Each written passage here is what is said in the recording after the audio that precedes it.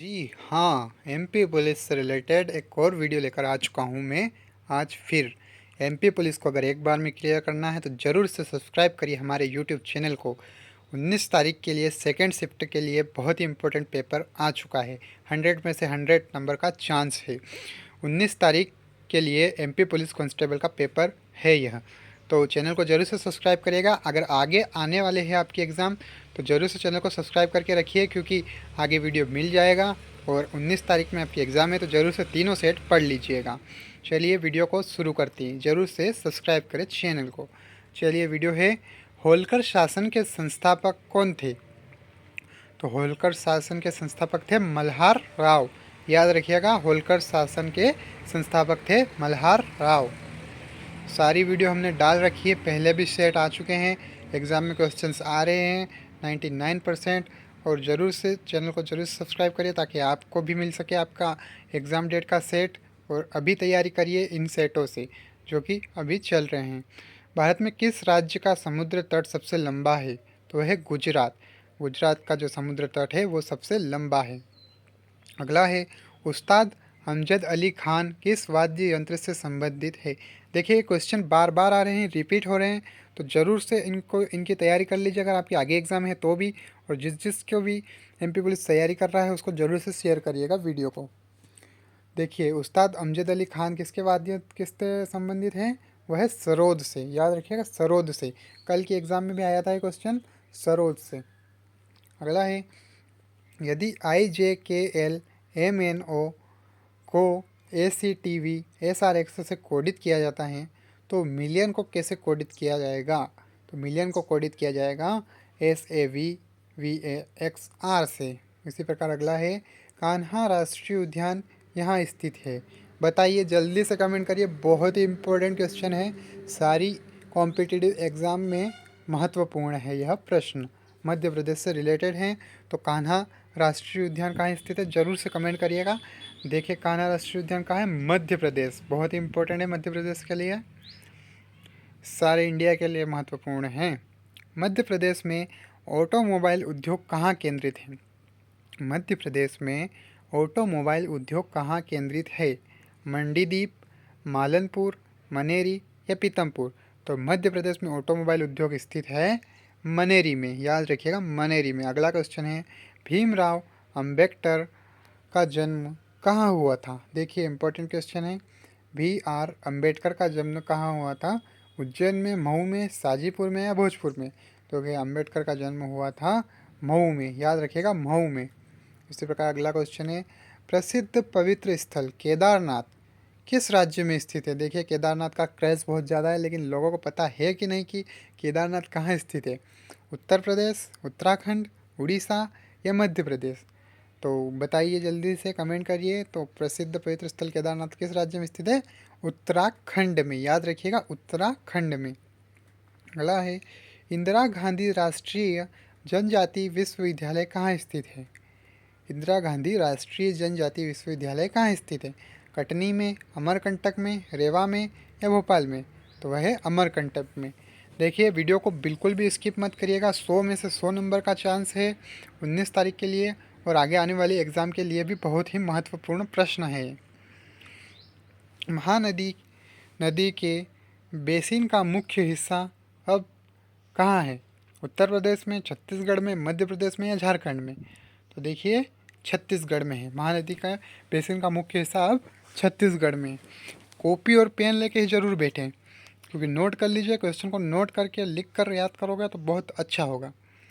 भारत के वर्तमान उपराष्ट्रपति कौन है? तो है वेंकैया नायडू जी। अगला है, सवाल है, दो पासे एक साथ फेंके गए दो ऐसे नंबर आने की क्या संभावना है जिनका गुणनफल विषम हो? तो करेक्ट आंसर है 1/4। यूपीएससी के अध्यक्ष कौन है? विनय मित्तल, अर्चना निगम, डेविड सिमलिह, अलका सिरोही? तो यूपीएससी के अध्यक्ष है डेविड सिमलिह। याद रखिएगा, यूपीएससी के अध्यक्ष हैं डेविड सिमलिह। महिला और बाल विकास की केंद्रीय मंत्री कौन है? मेनका गांधी, उमा भारती, स्मृति ईरानी, निर्मला सीतारमन? तो महिला और बाल विकास की केंद्रीय मंत्री है मेनका गांधी। याद रखिएगा, मेनका गांधी। इसी प्रकार अगला क्वेश्चन है, एक विषम ज्ञात कीजिए। 2, 4, 10, 15, 26, 35, 50। तो इसमें विषम क्या है? 4। उसी प्रकार से अगला क्वेश्चन बनता है, एक कक्षा में राजीव की रैंक शीर्ष से 6वीं तथा नीचे से 41वीं है। उसकी कक्षा में कुल कितने छात्र थे? तो वह है 46। देखिए, सोच समझ कर करोगे ये क्वेश्चन तो 100% सही करके आओगे। तो कृपया करके इनको नोट कर लीजिए और तैयारी पूरी कर लीजिए आगे आने वाली एग्ज़ाम के लिए। अगला है, एक खास कोड भाषा में माई स्वीट आर्ट का अर्थ सेल एगेस शेना, मैंगो इज स्वीट का अर्थ एगेस मैनक्लोल से, मुंबई इस कॉस्टली का अर्थ बोम्बा से डेरा होता है। इस कोड भाषा में मैंगो के लिए किस शब्द का इस्तेमाल किया गया है?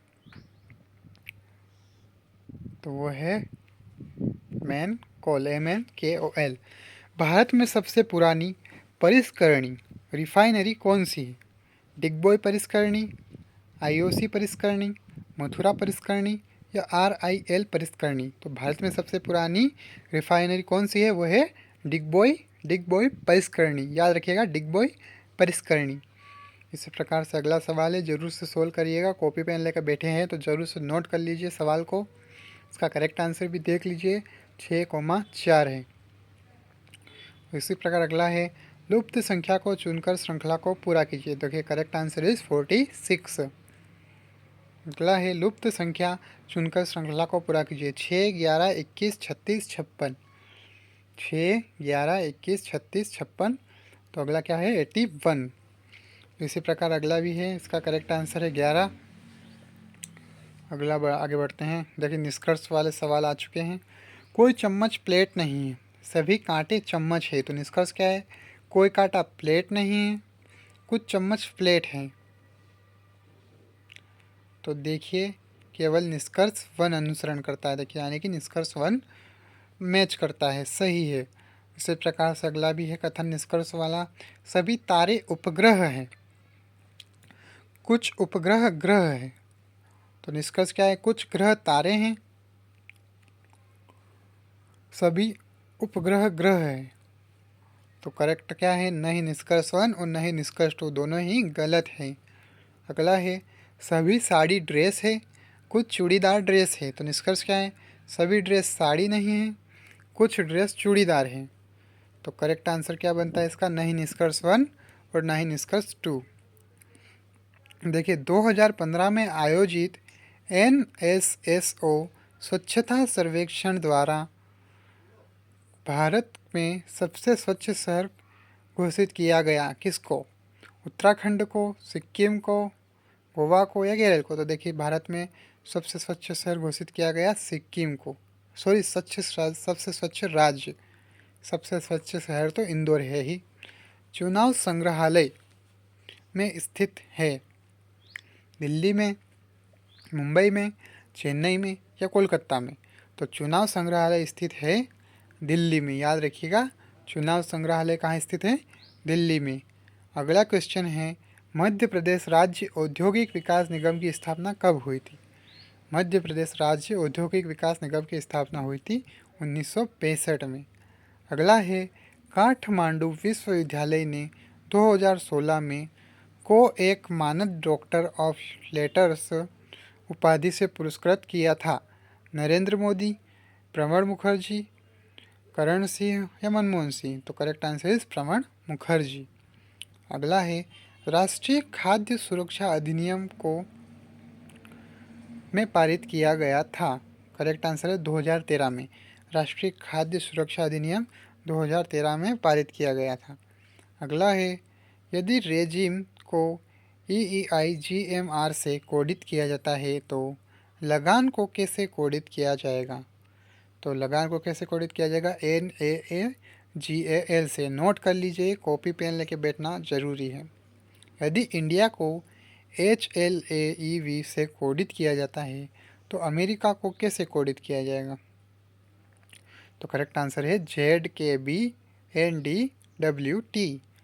देखिए, अगला है, लुप्त संख्या या अक्षरों को चुनकर श्रृंखला को पूरा कीजिए। तो करेक्ट आंसर है सारे में ए ऑप्शन नंबर 4। अगला है, नीचे दी गई श्रृंखला में संख्याओं का एक क्रम उपस्थित है, गलत संयोजन पहचानिए। तो गलत संयोजन क्या है? 47। उसी प्रकार से अगला है, नीचे दी गई श्रृंखला में संख्याओं का एक क्रम उपस्थित है, गलत संयोजन पहचानिए। तो देखिए गलत संयोजन क्या है? 36।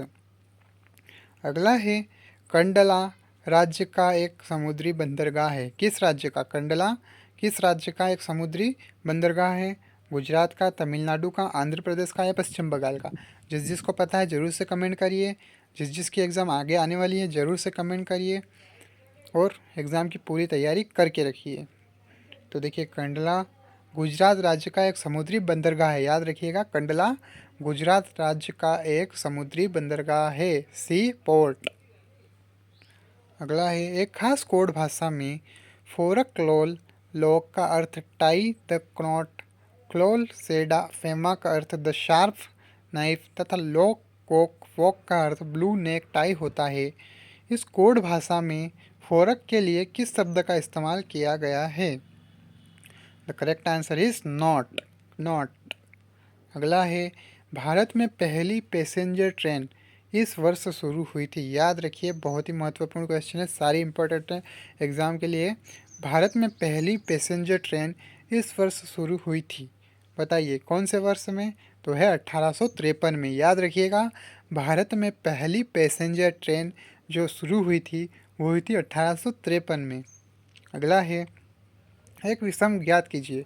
निम्न प्रश्न में अक्षरों के कुछ समूह दिए गए हैं, जिसमें से एक को छोड़कर शेष सभी एक समानता प्रदर्शित करते हैं, जबकि एक उनमें से भिन्न है। KLM, PQR, BCD, NPR। The correct answer is NPR, ये एक भिन्न है इन तीनों में से। उसी प्रकार से अगला है, उस विकल्प का चयन कीजिए जो कि दिए गए कथनों और निष्कर्षों के बारे में सही है। तो देखिए निष्कर्ष वाले क्वेश्चन डबल आ गए हैं। सभी लड़के खिलाड़ी हैं, कोई खिलाड़ी बुरा नहीं है। तो निष्कर्ष क्या है?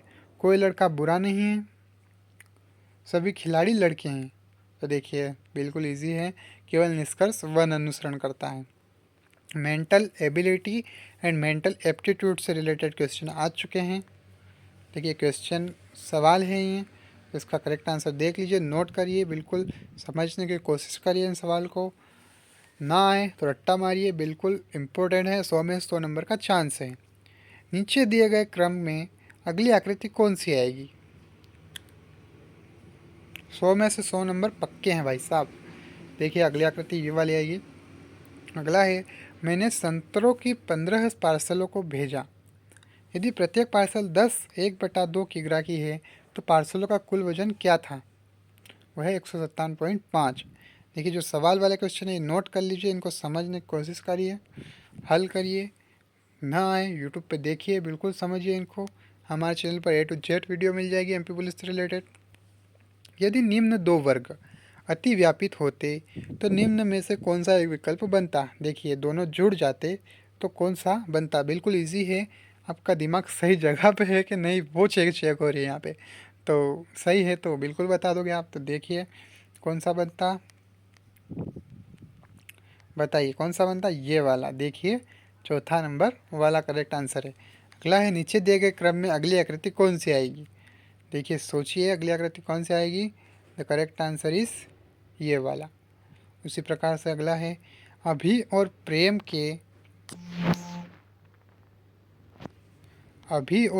के पास कुल मिलाकर 6,000 रुपये हैं। अभी को 700 रुपये देने के पश्चात प्रेम को ज्ञात होता है कि उसके पास अभी की, देखिए क्वेश्चन है, अभी और प्रेम के पास कुल मिलाकर 6,000 रुपये हैं। अभी को 700 रुपये देने के पश्चात प्रेम को ज्ञात होता है कि उसके पास अभी की धनराशि का 1/3 है। यदि ऐसा है तो प्रारंभ में प्रेम के पास कितनी धनराशि है? Correct answer is 2,200। देखिए मैं बार बार बोल रहा हूँ, इस तरह के क्वेश्चन जरूर से कॉपी में लिख कर सोल्व करेंगे, तभी आपको अच्छे से ज्ञान हो जाएगा इनका, क्योंकि पैटर्न सेम रहता है एग्ज़ाम में। आज जो पैटर्न है वो कल भी रहेगा, इसलिए ज़रूर से नोट कर लीजिए इनको। 9 महीने के लिए 18% प्रति वर्ष पर 1,200 रुपये का एक साधारण ब्याज कितना है? तो वह है 162 रुपये। अगला है 3 क्रमागत संख्याओं का औसत 15 है। जब 3 संख्याओं 3 से गुणित की जाए तो उनका न्याय औसत क्या होगा? नया औसत तो है 45। इसी प्रकार अगला देख लीजिए, करेक्ट आंसर नोट कर लीजिए इन आंसर क्वेश्चन आंसर को। यदि 15% पानी का बिल मूल बिल से कम हो जाता है तो भुगतान करने की शेष राशि 170 रुपये होगी। मूल बिल कितना था? वह है 200 रुपये। देख लीजिए, नोट कर लीजिए इन क्वेश्चंस को और आंसर्स को। देखिए ये क्वेश्चन बार बार आ रहा है। निम्न दिए गए 4 पतों में से दिए गए पते के ठीक समान कौन सा एक नहीं है? तो ये दिया गया पता है जो दिख रहा है आपको स्क्रीन पर, और ये first option, second option, third option और फोर्थ ऑप्शन आ रहा है। देखिए जो करेक्ट आंसर क्या है, तीसरा वाला करेक्ट आंसर है, यानी कि फर्स्ट। देखिए इसमें कुछ बड़ी बात नहीं है, सेम में से कुछ एक अलग चुनना है अपने को। अगला है 15 वर्ष पश्चात राजू की आयु 5 वर्ष पहले राजू की आयु का 5 गुना होगी। राजू की आयु, वर्तमान आयु क्या है? वह है 10 वर्ष। अगला है 8 वर्ष पहले प्रभु अपने पुत्र से 4 गुना बड़ा था। 8 वर्ष पश्चात प्रभु अपने पुत्र से 2 गुना होगा। प्रभु की वर्तमान आयु क्या है? वह है 40 वर्ष। देखिए इस प्रकार के क्वेश्चन को नोट करना जरूरी है। देखिए क्या है, युक्ता ने अपनी माँ के लिए फल और सब्जियाँ खरीदने हेतु 350 रुपये प्राप्त किए। उसने 148 रुपये मूल्य के फल खरीदे। यदि वह अपनी माँ को 42 रुपये वापस करती है तो उसने सब्जियाँ खरीदने के लिए कितने रुपए खर्च किए? तो वह है 160 रुपये। कौन से रिलेटेड क्वेश्चन आ गए? देखिए नोट कर लीजिए इन क्वेश्चंस को, बार बार कह रहा हूँ मैं, बिल्कुल महत्वपूर्ण क्वेश्चन है। वीडियो को पॉज कर लीजिए, ज़रूर से नोट कर लीजिए। 100 में से 100 नंबर के चांस है। ज़रूर से पूरा पेपर रट लीजिए, मेहनत कर लीजिए पूरी इस वीडियो पर। कॉपी पेन लेके बैठ जाइए, एक बार नोट कर लीजिए, उसको बार बार हल करें, याद करने की कोशिश करें करेक्ट आंसर।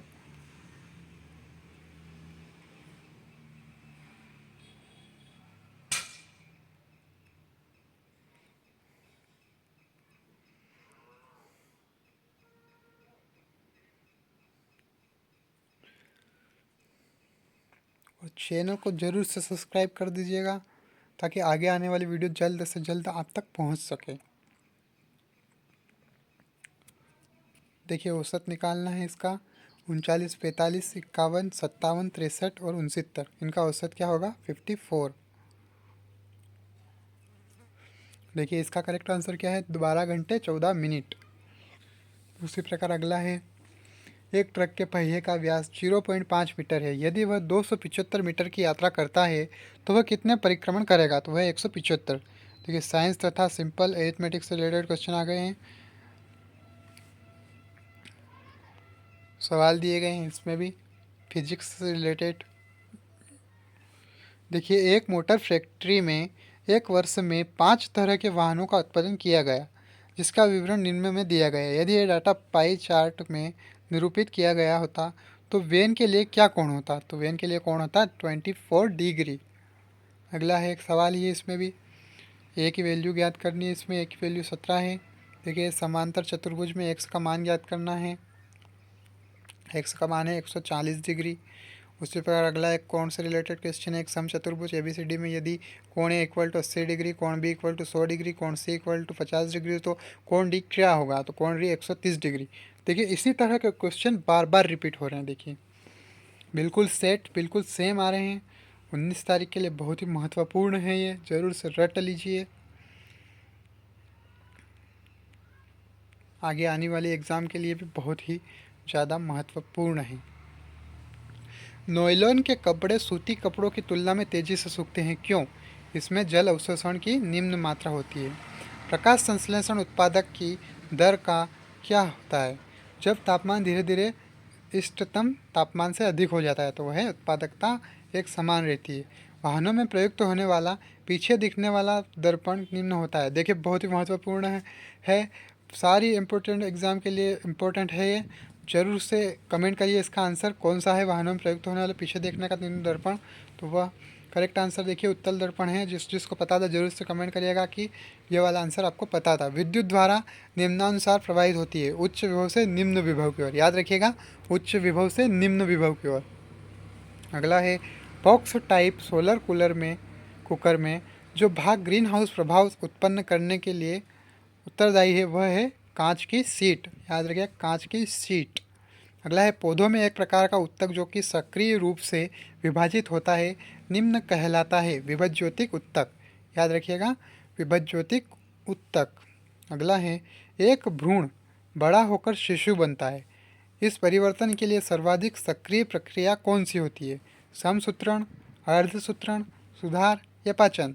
तो एक भ्रूण बड़ा होकर शिशु बनता है, इस परिवर्तन के लिए सर्वाधिक सक्रिय प्रक्रिया होती है समसूत्रण। याद रखिएगा, समसूत्रण।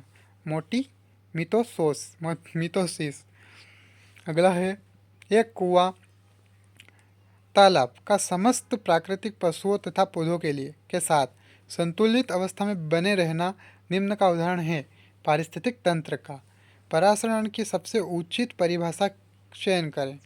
तो देखिए, सबसे उचित परिभाषा क्या है परासरण की? एक अर्ध पारगम्य झिल्ली के माध्यम से उच्च सांद्रण के क्षेत्र से निम्न सांद्रण के क्षेत्र में जल के अणुओं की गति। उच्च सांद्रण के क्षेत्र से निम्न सांद्रण के क्षेत्र में जल के अणुओं की गति। अगला है एक चक्रवात के केंद्र में कम दबाव वाले क्षेत्र को इस नाम से जाना जाता है, अधिकेंद्र, दोष, मध्य बिंदु या आई? तो करेक्ट आंसर है आई। अगला है खरीफ की फसल को इससे भी संदर्भित किया जाता है, शीत ऋतु वाली फसलें, ग्रीष्म ऋतु वाली फसलें, वर्षा ऋतु वाली फसलें या बसंत ऋतु वाली फसलें? तो खरीफ की फसल क्या कहलाती है? वर्षा ऋतु वाली फसलें कहलाती है। अगला है उन तकनीकों की पहचान करें जो कि कृषि में संधारणीय प्राप्त करने में सहायक होती है। तो वो क्या है? वो है उपयुक्त सभी, शीर्ष सस्यावर्तन, सिर्फ मिश्रित खेती, सिर्फ फसलों की उन्नत किस्मों का उपयोग करना, सारी। गोताखोर विशेष सूट पहनते हैं इससे बचने के लिए, उच्च दाब के बचने के लिए। अगला है टेडपोल, इसका विकासशील चरण है टेडपोल, मेंढक का। याद रखिएगा, टेडपोल किसका विकासशील चरण है? मेंढक का। अगला है यदि एक चतुर्भुज के कोणों का अनुपात 2:3:4:3:6 है तो इसका सबसे बड़ा कोण का मान क्या होगा? वह 144 डिग्री। देख लीजिए, क्वेश्चन को नोट कर लीजिए, कॉपी पेन लेकर बैठना जरूरी है, बिल्कुल मिस ना करें। वीडियो बहुत ही इंपॉर्टेंट है आगे आने वाले एग्ज़ाम के लिए भी और अभी के लिए भी। चैनल को जरूर से सब्सक्राइब कर दिया बार बार वीडियो आ रहे हैं, आगे आने वाले एग्ज़ाम के लिए बहुत ही महत्वपूर्ण है। Thank you for watching.